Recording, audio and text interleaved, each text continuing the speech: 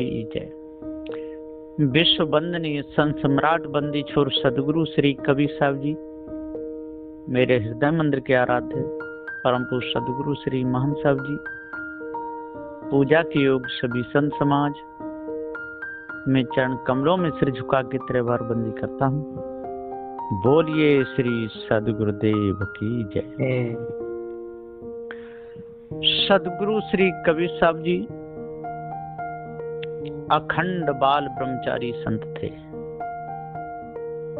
जो लोग सदगुरु श्री कबीर साहब जी को गृहस्थों से जोड़ते हैं, उनको सदगुरु श्री कबीर साहब के बारे में कुछ भी पता नहीं। बिल्कुल शुद्ध साफ अखंड पवित्र बाल ब्रह्मचारी संत थे। इसलिए ही तो उन्होंने कहा कि खानी बाणी दोनों जाल जीव के लिए बंधन है। खानी बाणी दो जाल हैं, अति प्रसिद्ध जगमा है, इनकी पार प्राप्त बिन बंधन छूटत ना है। ये महाजाल हैं और बहुत बड़े जाल हैं। इन जालों से छूटने का उपदेश सदगुरु श्री कबीर साहब जी ने दिया। क्योंकि सदगुरु श्री कबीर साहब जी पूर्ण छूटे हुए थे और आत्मा कोई वस्तु नहीं है, यह भी शब्द सदगुरु श्री कबीर साहब जी का है। और टीका सदगुरु श्री पूर्ण साहब जी का है। टीका में सदगुरु श्री पूर्ण साहब जी ने पूरा निर्णय कर दिया कि आत्मा कोई वस्तु है ही नहीं। इतने पर भी यदि लोगों को बात समझ में ना आवे तो सदगुरुदेव का कोई दोष नहीं। अष्ट महासद्गुण हमारे जीवन को शुद्ध कर देते हैं, पवित्र कर देते हैं। जैसे अग्नि,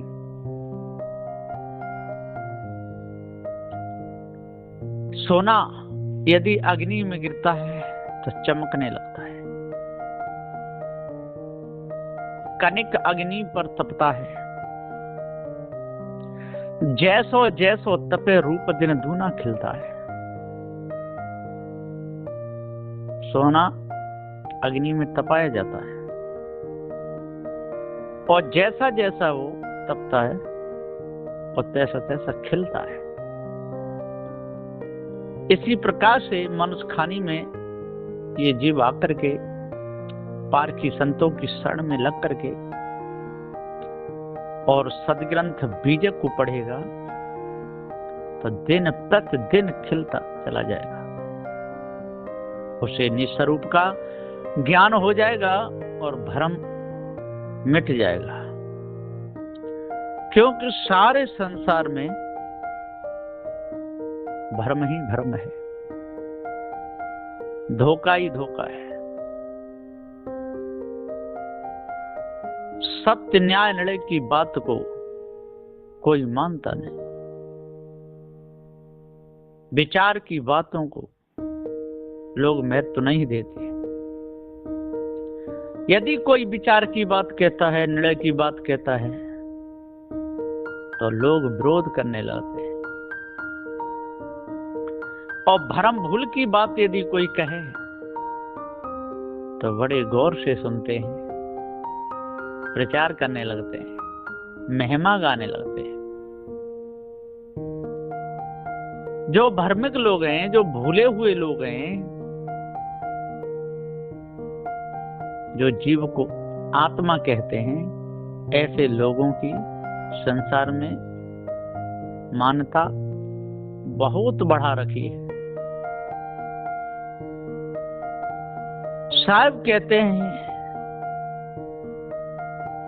कि आत्मा और परमात्मा इस ब्रह्मलो जो है, जीव बिना मुर्दा सकल बुझे बिरला को है। आत्मा कोई वस्तु नहीं है। जीव के बिना मुर्दा है, इसलिए जीव को आत्मा नहीं कहना चाहिए।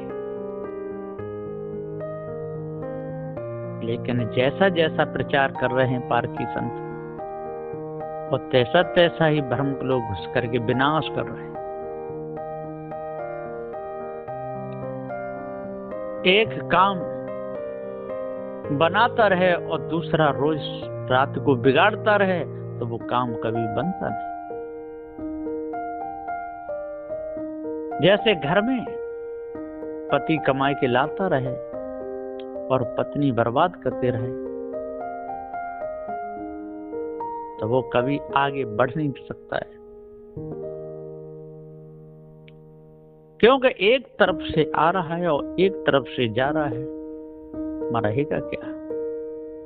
झोंपड़ी की झोंपड़ी रह जाएगी, कभी भी वहां मकान बन नहीं सकता है। एक तरफ से आवे और एक तरफ से विचार से खर्च किया जाए तो पैसा जमा होने लगता है। एक दिन उस झोंपड़ी की जगह पर और मकान बन जाता है। और यदि विवेक विचार से काम ना लिया जाए, पति कमाता हो 50 रुपए और पत्नी खर्च करे 60 रुपए, तो क्या होगा? कर्ज और हो जाएगा। इसी प्रकार से सदगुरु श्री कबीर साहब जी ने सत्य न्याय निर्णय का उपदेश दिया, जड़ चेतन का भेद बताया। आत्मा कोई वस्तु नहीं, पूरा भेद बता दिया। फिर भी यदि किसी की समझ में नहीं आवे बात तो कर्जा तो होगा ही होगा। जब शरीर छूटेगा तो वासना तो जाएगी जाएगी। वायु रूप शरीर है, सूक्ष्म, ये ले जाएगा, जीव चला जाएगा। माटी को देह, पवन को शरीर। ये स्थूल, माटी को देह, पवन को शरीर, सूक्ष्म। स्थूल छूटेगा और सूक्ष्म शरीर को लेके जीव जाएगा। और यदि जड़ चेतन का पूरा ज्ञान हो गया, भेद पूरा पता चला गया, जब पूरा भेद मालूम पड़ जाता है तो दोनों प्रकार की वासना मिट जाती है। और दोनों प्रकार की वासना मिटती है तो स्थूल और सूक्ष्म दोनों ही शरीर छूट जाते हैं। ये जीव अपनी जगह पे यूं का त्यों रह जाता है, फिर आना जाना बंद हो जाता है।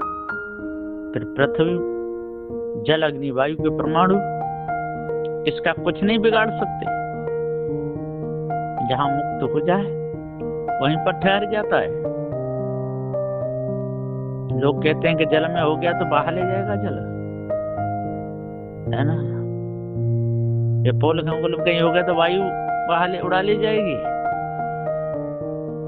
ऐसा कुछ नहीं, मुक्त जीव पर कोई फर्क नहीं पड़ता है। क्यों?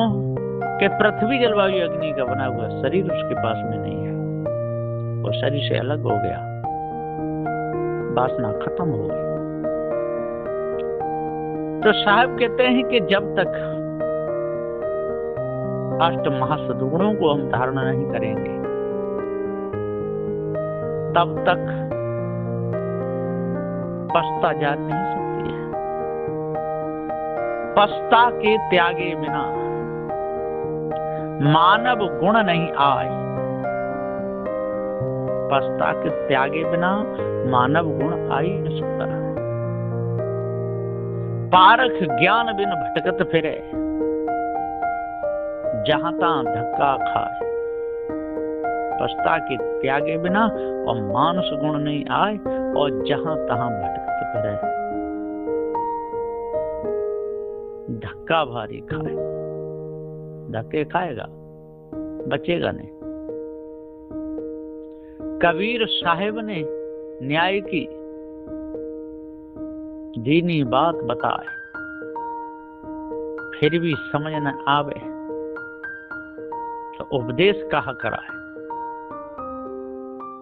साधु श्री कबीर साहब ने पूरी बात बता दी पार ज्ञान की, फिर भी समझ में नहीं आवे किसी के तो उपदेश क्या करेगा। उपदेश देने वाले तो उपदेश देते रहेंगे, खानी बानी दोनों जालों से छूटने का उपदेश देते रहेंगे और लोग विरोध भी करते हैं। वो क्या कहते हैं पता है? अरे कि ये पारखी संत तो जन क्या खानी बानी वैसे वही करते रहते हैं। यहाँ तक क्या जिनको 60-60 70-70 साल हो गई भेज लिए और कबीर साहब के नाम पर वो खा पी रहे, वो भी लोग ऐसी बातें करते। अब बताओ इनको पार ज्ञान हुआ? पार ज्ञान हुआ ही नहीं। खानी और वाणी ये दो ही बंधन हैं जो मुक्ति पद से हटाते हैं। और यदि इस पे जिसने विजय प्राप्त कर ली तो उसको कोई भी मुक्ति से हटा नहीं सकता है, वो मुक्त होगा ही होगा। अरे ढोल गले में डाल कोई बजाता फिरे मैं मुक्त हो गया, मैं मुक्त हो गया, ऐसा नहीं। मुक्ति का मतलब त्याग, सर्व त्याग, मुक्त हो जाएगा। मुक्ति कोई गाने का विषय नहीं है। कोई दिन और रात माला लेके रटता रहे हाय मुक्ति, इससे कोई मुक्त नहीं होगा। वासना त्यागनी पड़ेगी और त्यागना पड़ेगा। खानी बानी दोनों जाल छोड़ने पड़ेंगे। मोह को त्यागता नहीं, लोभ को त्यागता नहीं, स्त्रियों का संग साथ त्यागता नहीं।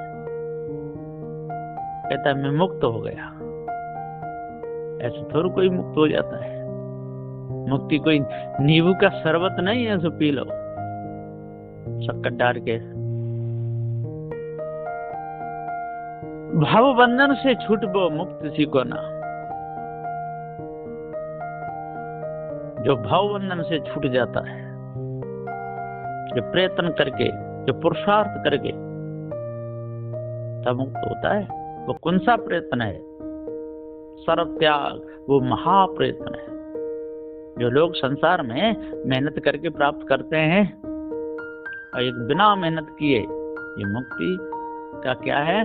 सर्व जंजालों से छूटना है प्रयत्न। क्योंकि प्रयत्नों में, संसार के प्रयत्नों में बंधन ही बंधन है, कितना भी कर ले। और जब संसार से प्रयत्न हो जाएगा, बिल्कुल सद जाएगा तो मुक्त हो जाएगा। ध्यान रखेगा तो मुक्त हो जाएगा। ध्यान रखना ही महाध्यान करना है, वही महाध्यान है। लेकिन लोग ध्यान करते रहते हैं, ध्यान रखते नहीं। ध्यान करता रहे,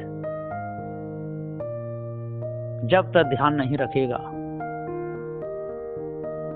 तब तक सब कुछ बेकार है। और यदि ध्यान रखने लगे तो ध्यान हो गया। उसी को ध्यान कहते, ध्यानम निर्विषय मनः, बिल्कुल अलग। इसलिए ध्यान रखना है, ध्यान करना नहीं है। ध्यान करता रहे, किसी का भी, जी स्त्री है, जी पुरुष है, जी बेटी है, जी बेटा है, इससे नहीं। ध्यान रखे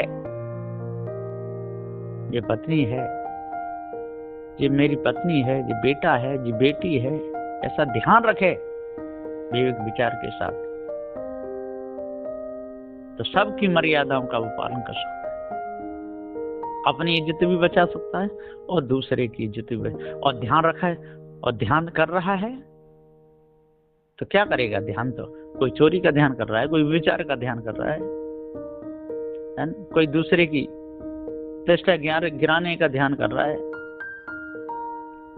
मां सत्य न्याय लड़े कुछ है ही नहीं। विवेक विचार रूपी नेत्र फूट गए, फिर क्या है? ऊपर के नेत्र फूट जाए इससे कोई खास बात नहीं है, लेकिन है तो थोड़ा बहुत फर्क तो पड़ता है जो बाहर का दिखता नहीं, लेकिन फूट भी जाए तो कोई बात नहीं। लेकिन विवेक विचार रूपी नेत्र जिसके फूट गए तो समझो कि सर्वनाश हो गया। ऊपर की दो गई हेव की गई हिराए, कहीं कबीर जाकी चारों गई ताको कहा उपाय।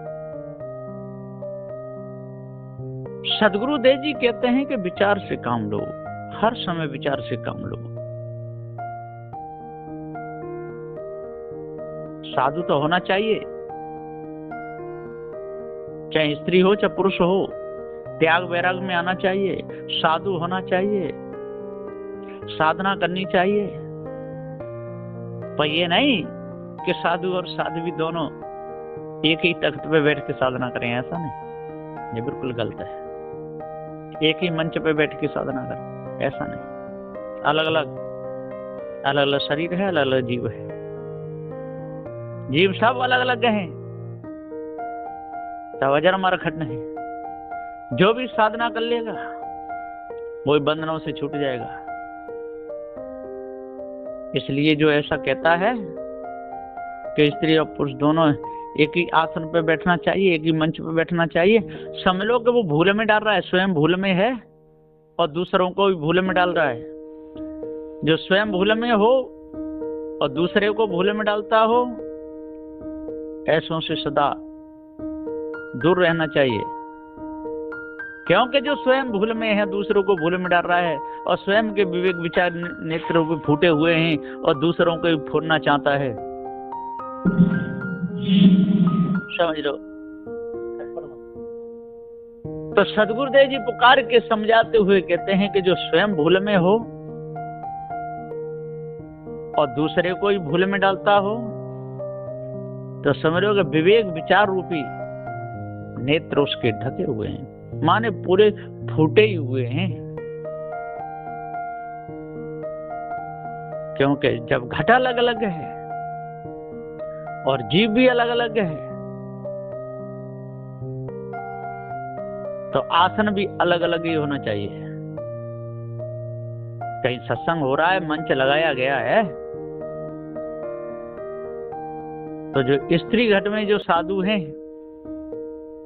जो साध्वियां हैं, उनकी स्टेज अलग लगा दो और जो पुरुष हैं उनकी अलग लगाओ। और बैठते ही समय दोनों को ही विचार करना चाहिए, ख्याल करना चाहिए। ये नहीं कि कहीं भी बैठ जाओ, वो उसके बीच में घुस जाए, वो उसके बीच में घुस जाए, ऐसा नहीं। मर्यादा के हिसाब से तो लोक दृष्टि में भी लोगों की नजर पड़ती है ना, और अच्छा भी नहीं लगता। यदि साधु और साध्वी एक ही आसन पे बैठे तो अच्छा नहीं लगता, मर्यादा के खिलाफ है। बिल्कुल अलग अलग बैठना चाहिए। हाँ, उनकी स्टेज अलग, उनकी अलग, अपने अपने समय पे प्रवचन बोलो, बढ़िया बोलो, त्याग वैराग के ही बोलो। क्योंकि आजकल त्याग वैराग के उपदेश नहीं दिया जाता है, त्याग वैराग का उपदेश लोग देते ही नहीं। इसलिए तो ये ऐसा हो रहा है कि एक ही मंच पे बैठ जाते हैं साधु और साध्वी। साधु भी सत्यनारायण का उपदेश दें, त्याग वैराग का अलग अलग रहने का, और साध्वियां भी उपदेश दें। साध्वियों को भी डरना नहीं चाहिए, कह देना चाहिए कि हमारी स्टेज अलग अलग, और साधुओं को भी कह देना चाहिए हमारी स्टेज अलग अलग। तो दोनों की मर्यादा है ना बराबर। यदि साध्वियों के कमरे में कोई साधु कहता है आसन लगाने की, तुरंत उसको कह देना चाहिए कि नहीं, यहाँ नहीं, निकलो यहाँ से, अलग लगाओ आसन, हमारे कमरे में आप क्यों लगाओ। और यदि कोई साध्वी भी कहती है तो उससे भी मना कर दो कि नहीं, मर्यादा नहीं कहती है, लोग देखेंगे तो क्या कहेंगे, मुंह दिखाने लायक नहीं रहेंगे हम लोग। इसलिए अलग अलग आसन लगाओ, अलग अलग बैठो। एक ही आसन पर बैठे जाना और चिपक चिपक करके बैठे जाना, उसका घोंटू उसके घोंटू से लग रहा है, और खूब भजन गा रहे हैं, और लोग देख भी रहे हैं तमाशा। ऐसों के तमाशे को देखने के लोग बहुत जाते हैं, भीड़ जुट जाती है कि देखो साधु और साधु दोनों एक मंच पे बैठे हैं, कितने अच्छे लग रहे हैं, खूब चिल्ला चिल्ला के भजन गा रहे हैं। भूल में ऐसा सोएगो धन खोए देते हैं अपने हाथ। तो खूब भजन गा रहे हैं, खूब चिल्ला चिल्ला के गा रहे हैं, और एक ही मंच पे बैठे हुए हैं, उसका घोंटू उसके घोंटू से लग रहा है, उसका उससे लग रहा है, मौज आ रही है, देखने वालों की भीड़ लगी हुई है, लोग तमाशा देख रहे हैं कि कितना जोड़ का सत्संग हो रहा है। देखो भैया सत्संग तो ये है, खाली साधु साधु बैठे हुए मंच पे तो इतनी भीड़ नहीं होती, और साधु दोनों मिलकर के बैठे हैं, बराबर आसन लगा हो, एक एक बीच में दे करके, फिर देखो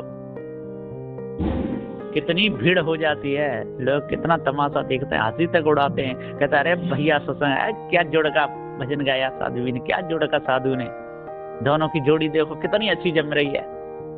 अब वो फूल करके खाओ कुप्पा हो गए कि अरे क्या हमारा नाम हो रहा है, अरे वो नाम नहीं हो रहा, नाम बिगड़ रहा है।